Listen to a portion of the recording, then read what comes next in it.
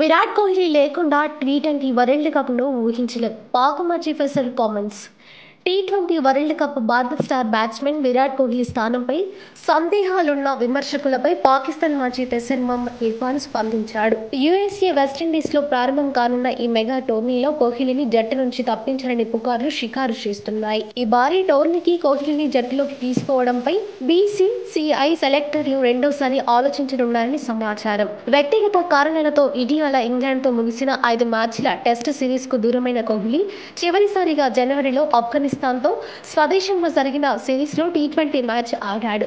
పొట్టి ఫార్మాట్లో దిగ్గజ batsman ప్రదర్శనపై selection committee సంతృప్తిగా లేదని, అందుకే అతనిని పరిగణలోకి తీసుకోవచ్చునని ఓ మీడియా పేర్కొంది. విరాట్ కోహ్లీ చాలా సమర్థవంతమైన బ్యాట్స్మన్ కాబట్టి టీ20లో లేకుండా జట్టును తయారు చేయలేరని పాకిస్తాన్ మాజీ పేసర్ అన్నాడు. విరాట్ కోహ్లీ లేకుండా జట్టును తయారు చేయలేం, ఎందుకంటే అతను చాలా పెద్ద బ్యాట్స్మన్. గత ఏడాది వన్డే వరల్డ్ కప్‌లో విరాట్ కోహ్లీ ఏం చేశాడో మనమందరం చూసాం. విరాట్ కోహ్లీ ప్రపంచ కప్‌లో భారత్ తరపున 3-4 మ్యాచ్లను సొంతంగా గెలిపించాడు. ఈ సందర్భంలో కోహ్లీ ముందడుగు వేయకపోతే ఆస్ట్రేలియా, న్యూజిలాండ్‌తో జరిగిన గ్రూప్ దశ మ్యాచ్లతో సహా భారత్ 3-4 మ్యాచ్ల్లో ఓడిపోయేది. అతను తనంతట తానుగా మ్యాచ్లు ముగించాడని ఇర్ఫాన్ తెలిపాడు. ఇటీవల కాలంలో అతను మ్యాచ్లు గెలిచాడని, అతని స్థానంపై ప్రశ్నలు లేవనెత్తడం సరికాదన్నారు.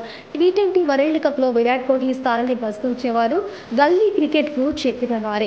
అన్ని ఫార్మాట్లలో మాస్టర్ అయిన కోహ్లీ 14 నెలల విరామం తర్వాత 2024 జనవరిలో పొట్టి ఫార్మాట్లోకి పునరాగమనం చేశాడు. టీ20 నుంచి విరామం తీసుకోవడానికి కారణం అతని ఫామ్ కాదని, ముఖ్యంగా వన్డే ప్రపంచ కప్ 2023ను దృష్టిలో ఉంచుకొని టెస్టులు, వన్డే ఫార్మాట్లపై దృష్టి సారించాలని నిజమైన ఆలోచన.